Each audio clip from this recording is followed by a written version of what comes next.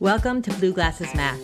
In this podcast, we will explore how our self-perception as math teachers and learners influences our approach to life.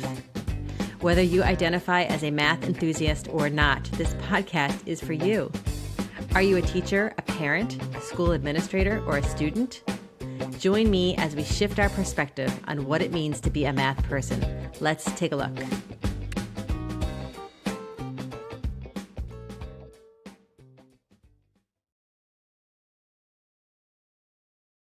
Hello, Zach. Thank you so much for joining me here on Blue Glasses Math. I'm so happy to have you here and coming here from the West Coast, right? I'm on the East Coast. So, yeah. Yeah. Pam, it's a pleasure to be here and to hang out with you and your amazing audience. I am excited to chat today. I love it. Awesome. So I always kind of start by framing for the listeners before I ask you what your math story is. The first thing I try to frame is how we came to meet one another, because sometimes I just have cold calls and I just call people. But in your case, I went to an event where you were presenting. And what I loved, and I said this before we hit record, is that I just loved your energy. You know, I say to people, obviously you're here because you have some connection to math education in some way. But at the end of the day, I'm really psyched to get people on this podcast that have this amazing energy. And the more I open up the doors, the more I feel like I have this infinite line of people. And so you're definitely at the top of that list. So thank you so much for being here.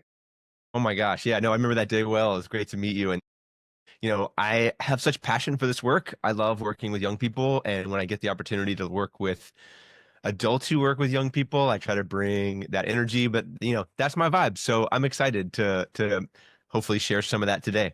Awesome. I love it. All right. So Zach, let's start here.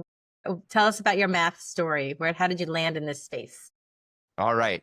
So I, kid who grew up in Jacksonville, Florida. I now live in Olympia, Washington, but in Jacksonville, I was a pretty typical kid through school. I finished my math courses by 10th grade. So I took Algebra 2 in 10th grade. I was one of the early tracks, and the guidance counselor told me that I didn't have to take any more math. This was before this race to calculus that we all live in now, and we can go to that world another day. Yeah. The guidance counselor was like, "You're done with math." And so I was done with math, and I got into college and had to take a bunch of remedial courses because I hadn't done anything for 2 years. Anyway, I say that part to say that my relationship with mathematics was sort of mediocre. I wouldn't hate it. I didn't love it. It just kind of existed in my world. And then when I first started teaching, it was 1998, and I was in a 5th grade classroom. I started in December.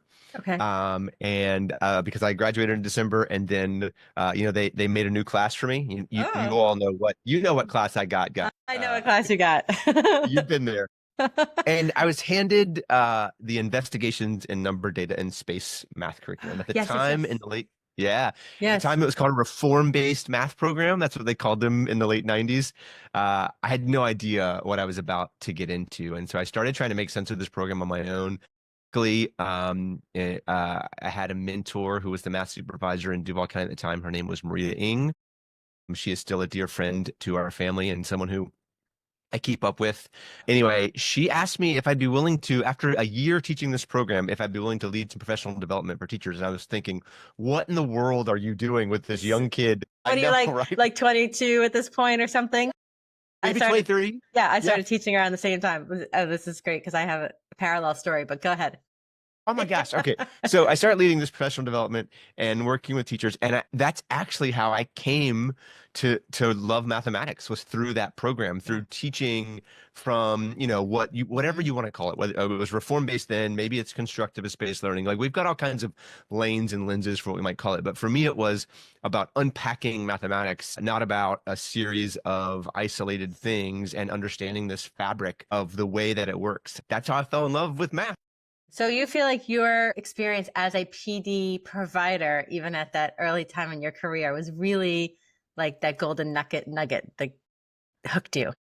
Yeah. And I might add to that it was also the fact that someone at Marita's level believed in me to do that. So I think that parallels what we need to do in the classroom, right? Actually authentically believe in young people. It builds this sense of confidence that I don't know that you get other places.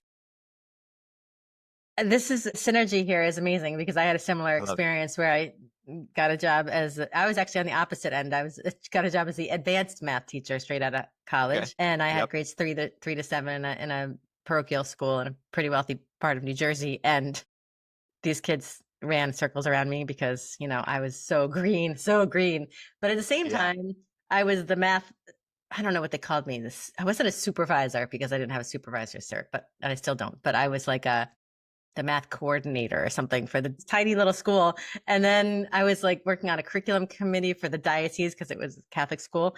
Sure. And that resonates with me about somebody believing, which I never even thought of that until right now, until you mentioned it. Like somebody believing in me, be like, oh, Pam can do it. Yeah. Isn't that so remarkable? Like, it's like, I don't know, you can believe in yourself all day long, but when you get that external gratification, sometimes it's just really important Yeah. that someone communicates. And I would say, like, I don't know how to say it in a way that makes sense, but it's like, it's not a fake belief. Yep. Marita didn't like need someone and needed me to fill a role and was like, oh, you can do it. I really believe in you. It was like, I could tell it was authentic that like she Yes. trusted me with this incredible work. And I think that really matters.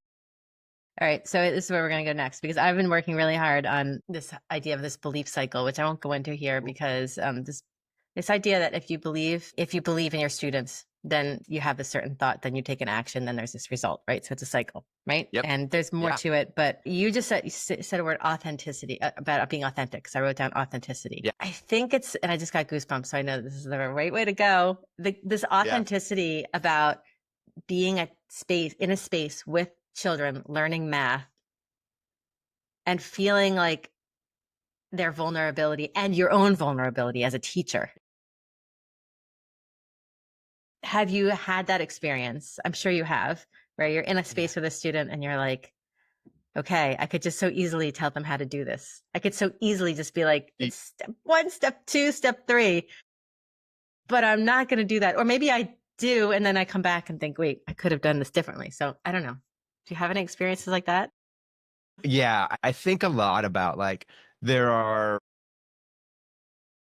so I just left the classroom. So I was in the classroom until this last school year. So I'm now working with my friend and colleague, Mike Flynn. That's a whole other story. But I just left the classroom and I was in a multi-age classroom at a small independent school in Jacksonville. The spaces that I built, the things that I got to do for those 6 years being there, the thing that always was most important to me was communicating to young people that I was actually cared about what they were saying Mhm. and that care was authentic and that I was actually really curious about how they were thinking about the mathematics. And so that was always my go-to when I wanted to reach for that pencil and like help step 1, step 2, step 3 was to like Yeah. just ask one more question. Buy myself a Mhm. little bit of time to think and process what they're doing. But there's some research and literature that talks about different types of questions, and one of them is called authentic questions. And sometimes those come from a space of you actually not knowing the answer, right? Like, what do you notice and what do you wonder is a great like authentic question. I don't know what you notice and wonder, so it makes me be Mm. genuinely curious. But I think you can be authentic even if you do know the answer. I think it's in the way that you communicate to a young Yes. person that I actually genuinely want to know what you're thinking. I care about what you might say to this answer this question, even if I might know what you might say. So I think there's two ways of being authentic, and I think that's one way for me to get me out of that cycle of like just show and like show them what to do is to like ask an authentic question and let them talk a little bit more because generally like it buys me a little bit of time, but it also gives me so much more information about what they're thinking, and that to me is the beauty of this craft that we get to do is hearing how young people are thinking about the math. Yeah, it's that curiosity and like really and when so the term is authentic questioning, right? But Yeah, yeah, or authentic questions, I or think. Yeah, yeah. authentic questions. Okay. But authentic, like that word authentic, I just keep coming back to it because it's like it gives you so much information. So before we got on this call, I went on your blog and I was just going through and doing a little of Yeah, my homework. And one of my favorite videos that you had on one of your blogs was the is 2 greater than 4, which yeah, I'll drop in the show notes. But it's like, perfect. are we listening? What are we listening? Are we listening for? Are we listening to? Right? Yeah, And it's like, and then I love how you're talking about buying time.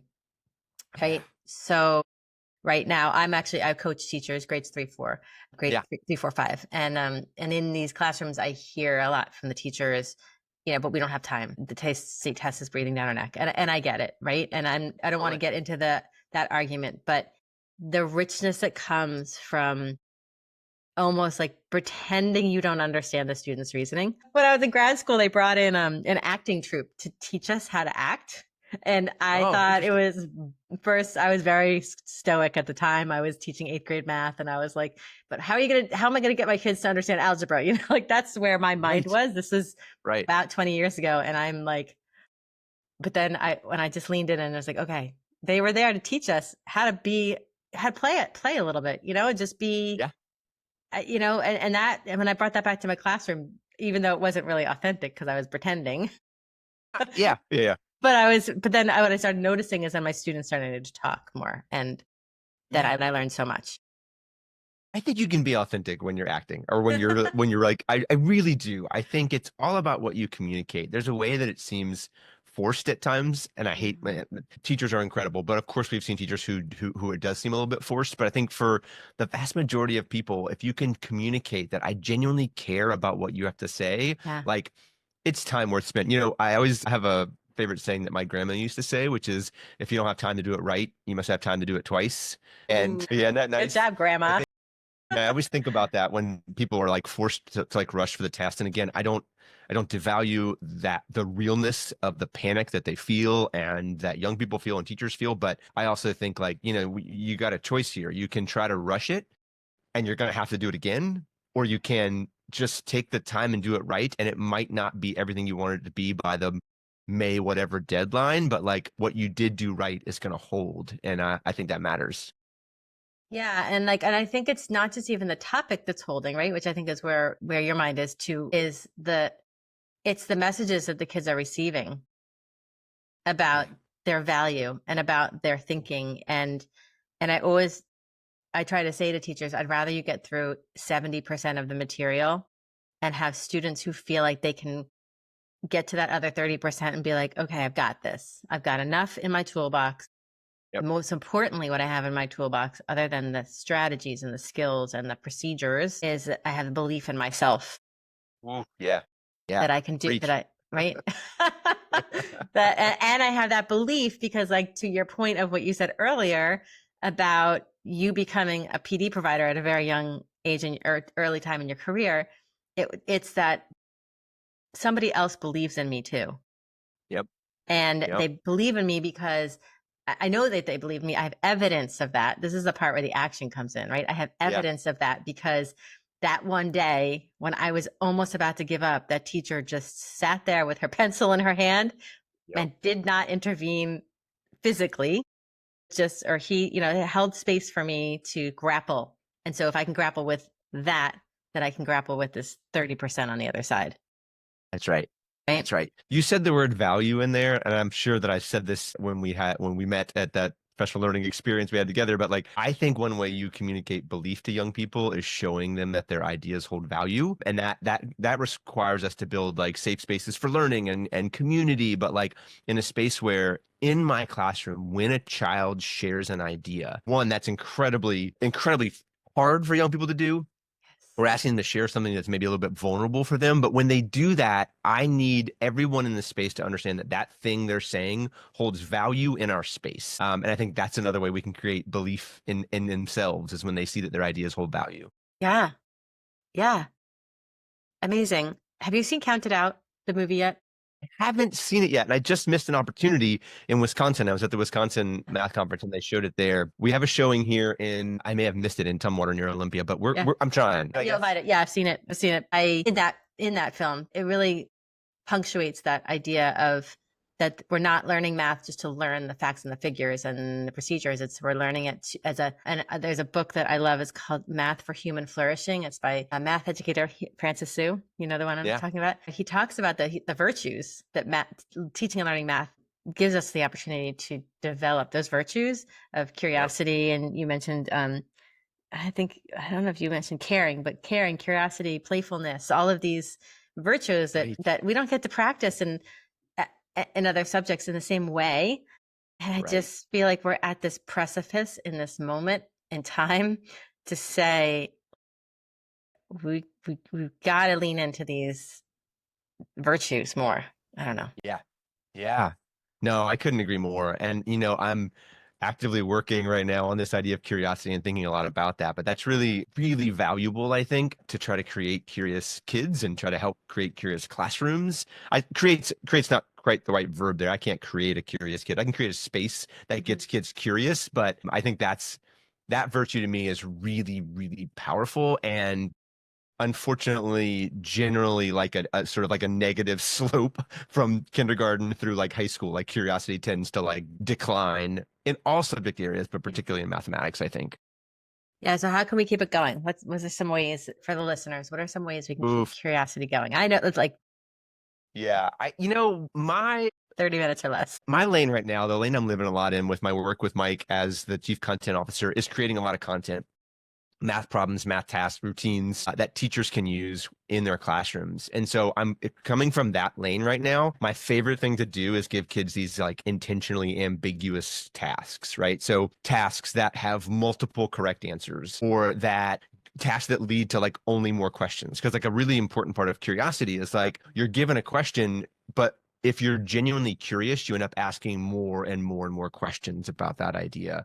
So an Yeah. example is the sort of Yeah. stairs task that Yeah. I'm Yeah. sure I used it there, and then I think we've shared on social media a lot, which is like counting stairs seems like a really simple thing to do.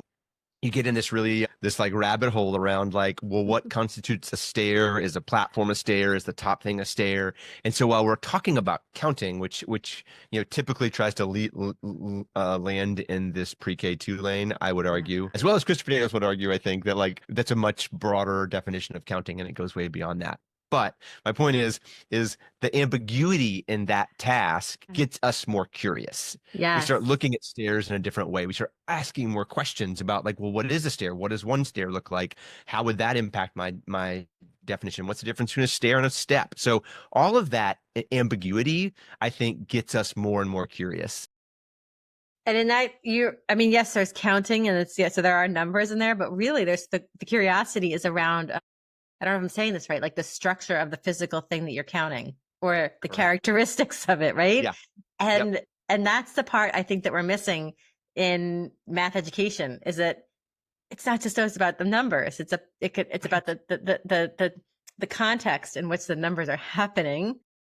And if you think about what's one of the things they talk about, not to make this about counted out, but one of the things they talk about is like the interpretation, right? Is that Yeah. we turn on the news and there's a data display, and that data display is going to convince us of something, right? Right. And if you as a human waking up to the news has one lens, you're going to see it this way, and another lens, right? That's just part of why we're in the situation that we're in right now in this country, Right. is Yeah. everybody's seeing it from their lens. But then I'm wondering, how math class can help us to get to that point. Ooh.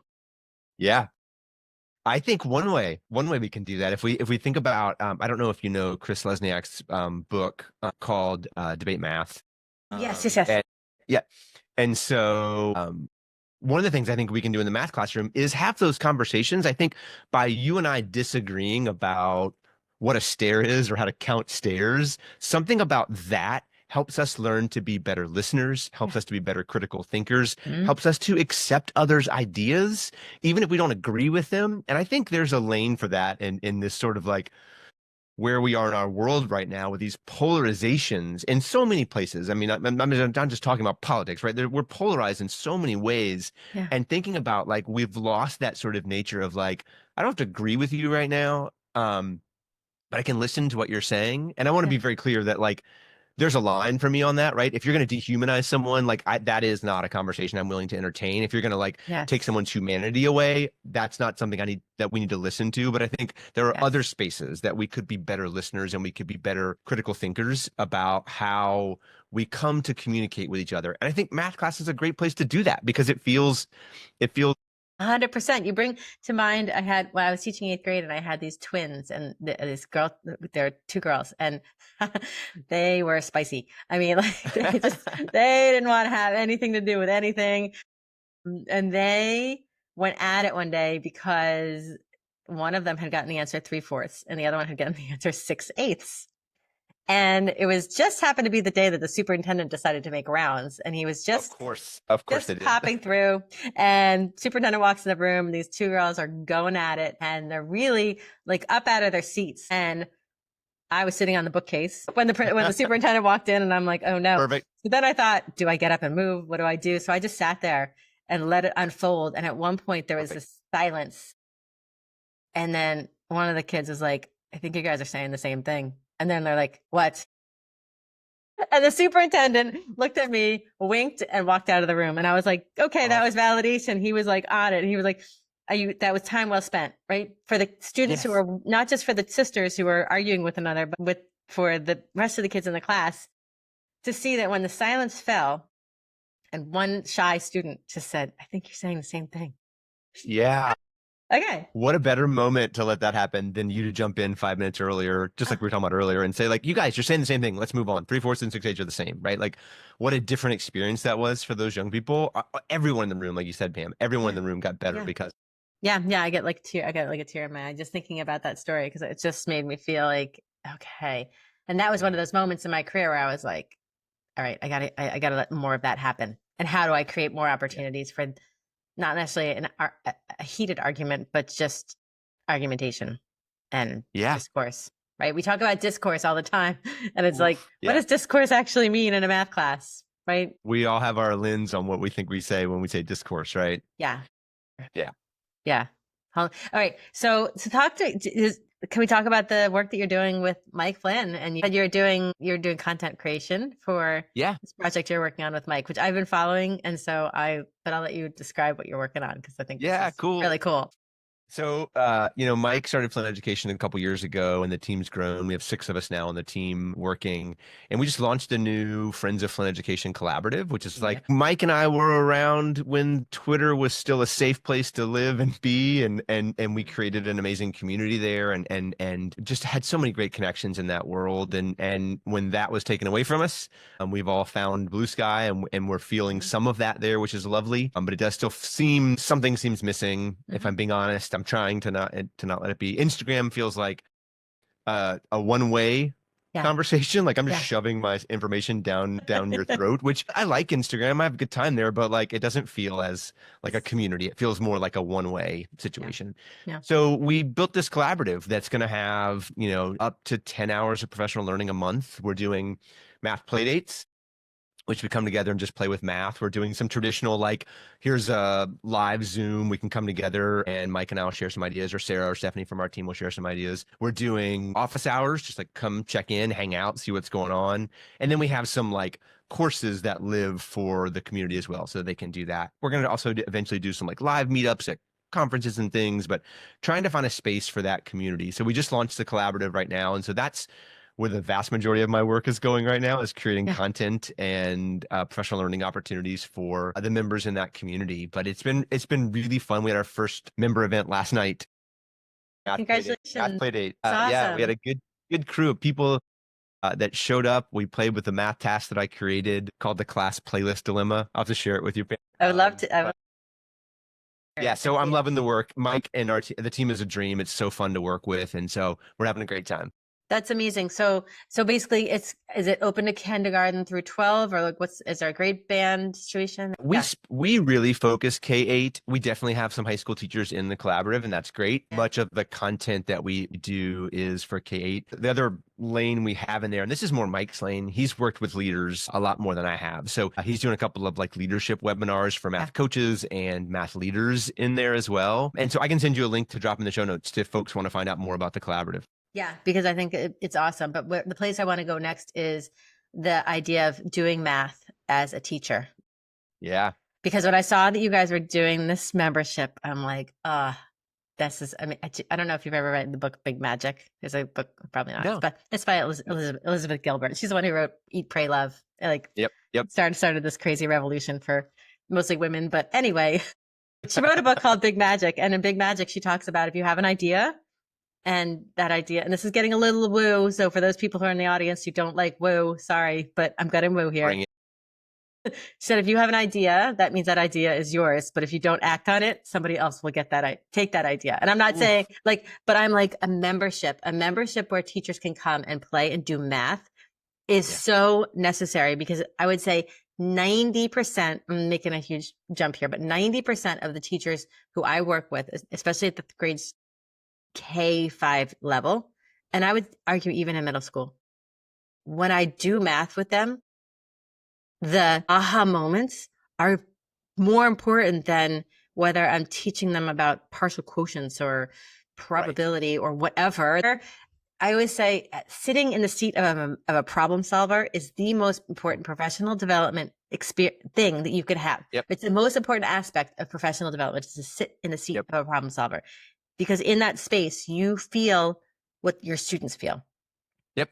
And that's where you can develop that empathy. I could not agree with you more, but like that's the thing we ask, let's just say third graders, but any kid, the thing we ask third graders to do every single day is to come into a space and try something they've never done before and talk to their friends about it and share their ideas out loud. And that is scary.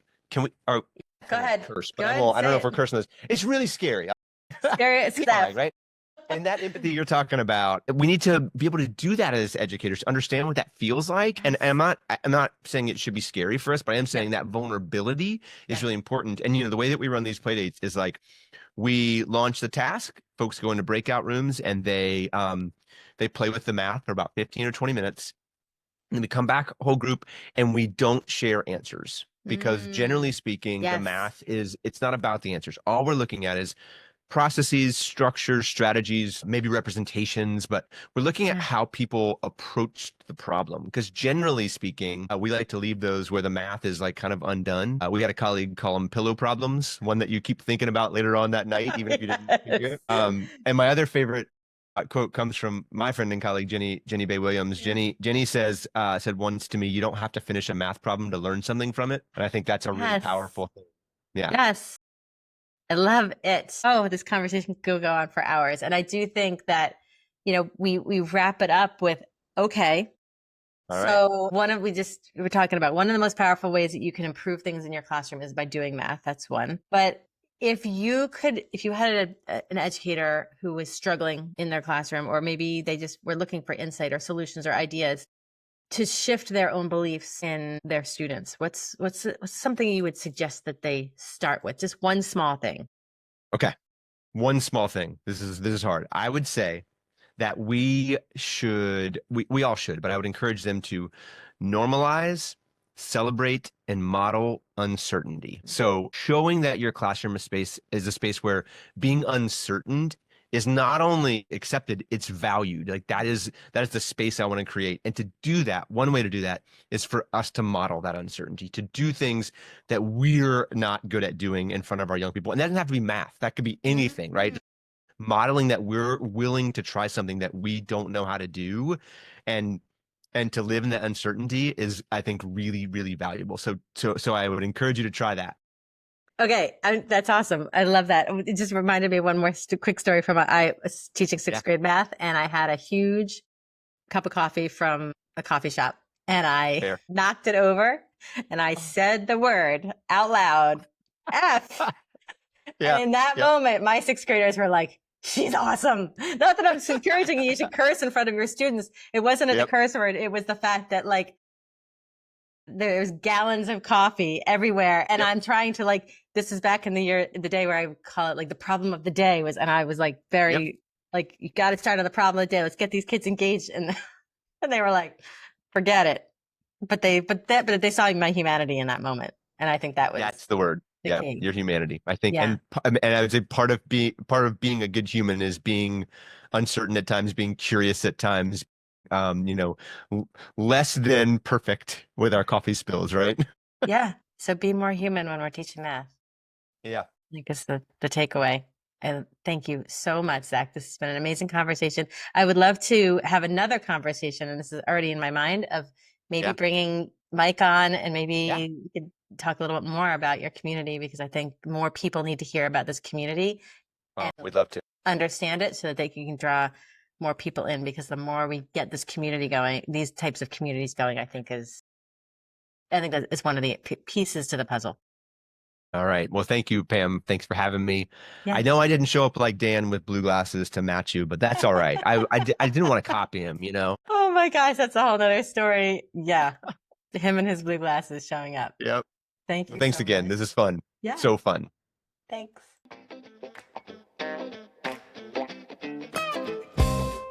I'm Pam Brett. Thank you so much for joining me on this episode of Blue Glasses Math. Please follow me wherever you get your podcasts and follow along on the conversation on Instagram. And remember, being a math person is all just a matter of perspective.